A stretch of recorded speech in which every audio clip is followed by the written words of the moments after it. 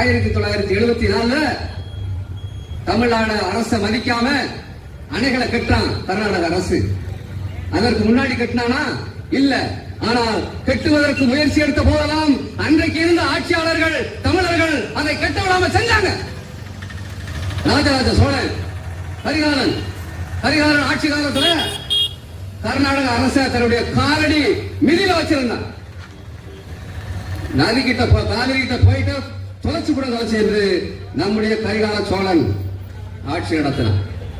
இன்றைக்கு என்னாச்சு? காவிரி நதிநீர் உரிமை போச்சு, கச்சத்தீவு போச்சு, செண்பகவில் நதி உரிமை போச்சு. அனைத்து மாநிலங்களும் நம்மை சுற்றி இருக்கிற அனைத்து மாநிலங்களும் நம்ம நெருக்குதலுக்குள்ளாக்கி இருக்கிறது, நம்முடைய உரிமைகளை பறித்திருக்கிறது. ஆனால் இந்த ஆட்சியாளர்களுக்கு அதை பற்றியெல்லாம் கவலை இல்லை.